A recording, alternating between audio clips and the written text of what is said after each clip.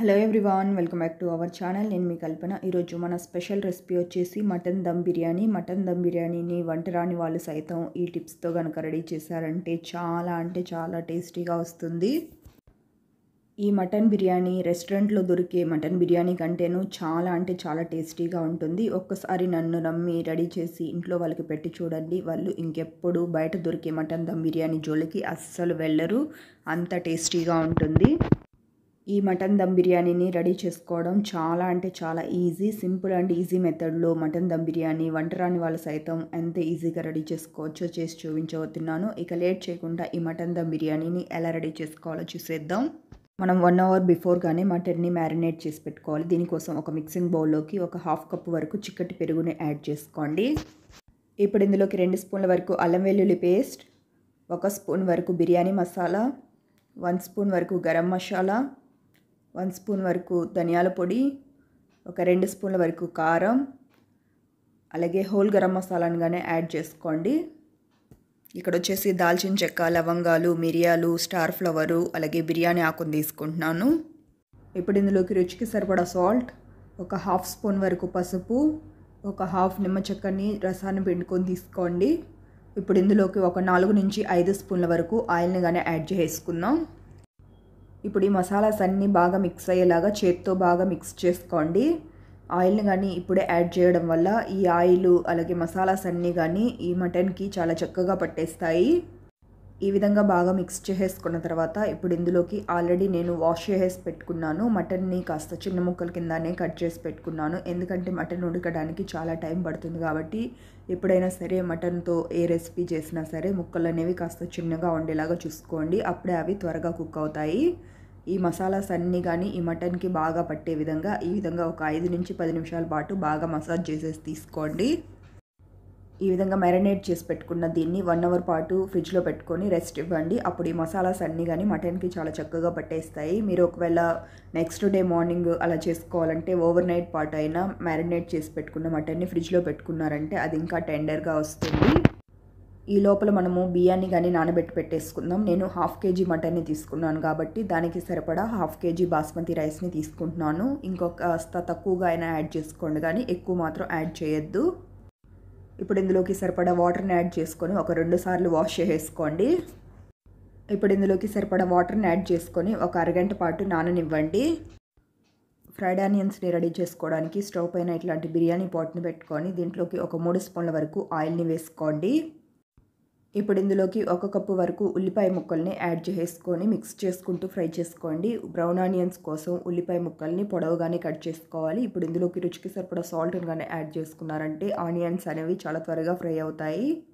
మనం already మటన్ని marinate చేసేటప్పుడు సాల్ట్ని యాడ్ చేసుకున్నాం కాబట్టి సాల్ట్ అనేది చూసుకొని యాడ్ చేసుకోండి. ఈ విధంగా మిక్స్ చేసుకుంటూ మంచి కలర్ వచ్చే వరకు ఆనియన్స్ని ఫ్రై చేసుకోండి.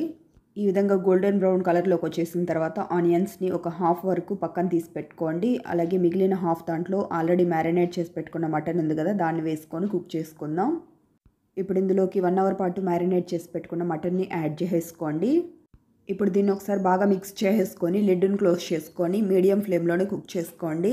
ఒక 1/2 అవర్ తర్వాత చూసుకున్నట్లయితే రైస్ చక్కగా నానిపోయింది. దీన్ని వాటర్ని వంపేసి రెడీగా పక్కన పెట్టుకోండి. ఈ లోపల స్టవ్ పైన ఒక గిన్నెలోకి 3 లీటర్ల వాటర్, దీంట్లోకి హోల్ గరం మసాలా, అలాగే ఒక 1/2 స్పూన్ వరకు గరం మసాలా, ఒక 1/2 స్పూన్ వరకు బిర్యానీ మసాలా, ఒక 2 నుంచి 3 వరకు పచ్చిమిర్చి, అలాగే కొద్దిగా కొత్తిమీర, పుదీనా అండ్ అలాగే రుచికి సరిపడా సాల్ట్, అలాగే 1 స్పూన్ వరకు నెయ్యిని కానీ లేదంటే ఆయిల్ని కానీ యాడ్ చేసుకోండి. ఇలా యాడ్ చేసుకోవడం వల్ల మన రైస్ అనేది పొడిగా వస్తుంది. ఇప్పుడు ఈ వాటర్ని బాగా బాయిల్ అవ్వనివ్వండి. అప్పుడే ఈ మసాలాల్లో ఉండే ఫ్లేవర్ అంతా కానీ మన రైస్కి పడుతుంది. వాటర్ అంతా బాగా బాయిల్ అయిపోయి మంచి కలర్ఫుల్గా తయారయ్యాయి. ఈ స్టేజ్లో ఉన్నప్పుడు ముందుగా పక్కన తీసి పెట్టుకున్న రైస్ని యాడ్ చేసుకోండి. ఇలా యాడ్ చేసుకున్న రైస్ని మధ్యలోకి మిక్స్ చేసుకుంటూ రైస్ ఏమాత్రం విరిగిపోకుండా ఇక్కడ ఏ విధంగా అయితే చూపిస్తున్నానో ఈ ప్రాసెస్లో మిక్స్ చేసుకున్నారంటే రైస్ అనేది అస్సలు విరగదు. ఈ విధంగా రైస్ని మధ్యలో తిప్పుకుంటూ ఒక 80 to 90% వరకు కుక్ చేసుకున్నారంటే తర్వాత మనం దమ్ చేస్తాం కదా, ఆ స్టేజ్లో మిగిలిన రైస్ అనేది కుక్ అయిపోతుంది. ఇప్పుడు రైస్ను ఒకసారి చెక్ చేసి చూసుకున్నట్లయితే మన రైస్ చూసారు కదా, ఒక 70% వరకు అయితే కుక్ అయిపోయింది. ఇంకా 2 నుంచి 3 నిమిషాల పాటు వెయిట్ చేసామంటే 90% వరకు అయితే కుక్ అయిపోతుంది. ఈ లోపల మటన్ని ఒకసారి చెక్ చేసి చూసుకుందాం. చూసారు కదా మటన్ అనేది సాఫ్ట్గా కుక్ అయిపోయింది. ఈ స్టేజ్లో ఉంటే మనకు కరెక్ట్గా సరిపోతుంది. ఇప్పుడు ఇందులో నుంచి ఒక హాఫ్ బౌల్ వరకు గ్రేవీని తీసుకొని రెడీగా పక్కన పెట్టుకుందాం. ఇది వచ్చేసి మనము దమ్ చేసుకునేటప్పుడు రైస్ పైన యాడ్ చేసుకోవడానికి అన్నట్టు తీసి పెట్టుకుంటున్నాను. మీరు కావాలైతే ఈ గ్రేవీతో పాటు కొన్ని పీసెస్ని కానీ తీసుకొని పక్కన పెట్టుకున్నారంటే మన దమ్ బిర్యానీ రెడీ అయిపోయిన తర్వాత ఆ దమ్ బిర్యానీతో పాటు ఈ గ్రేవీ అలాగే పీసెస్ని సర్వ్ చేసుకున్నారంటే చాలా అంటే చాలా టేస్టీగా ఉంటుంది. గ్రేవీని కాసేపు పక్కన పెట్టేసి రైస్ ఎంతవరకు కుక్ అయిందో చెక్ చేసేసి చూసుకుందాం. చూసారు కదా రైస్ చూసుకున్నట్లయితే 90% వరకు అయితే కుక్ అయిపోయింది. ఇలా కుక్ చేసుకున్న ఈ రైస్ని మనం మటన్ పైన నుంచి ఇంకొక లేయర్గా యాడ్ చేసుకుందాం. ఈ విధంగా జాలిగరిటె సాయంతో వాటర్ని అంతా వంపేసేసి ఈ విధంగా వేసుకొని ఈవెన్గా స్ప్రెడ్ చేసేసి తీసుకోండి. నేను ఇక్కడ వచ్చేసి రైస్ మొత్తాన్ని ఒకే లేయర్గా వేసుకుంటున్నాను. మీరు కావాలైతే కాస్త మటన్ గ్రేవీతో పాటు తీసుకొని పక్కన పెట్టుకున్నారంటే ఫస్ట్ లేయరు మటన్ లేయరు, తర్వాత రైసు, తర్వాత మటను, మళ్ళీ దానిపై నుంచి రైస్ లేయర్ని యాడ్ చేసుకోవచ్చు. నేను వచ్చేసి ఇక్కడ 2 లేయర్స్గా మాత్రమే చేసుకుంటున్నాను. కింద వచ్చేసి మటన్ లేయరు అలాగే పైన వచ్చేసి రైస్ లేయరు.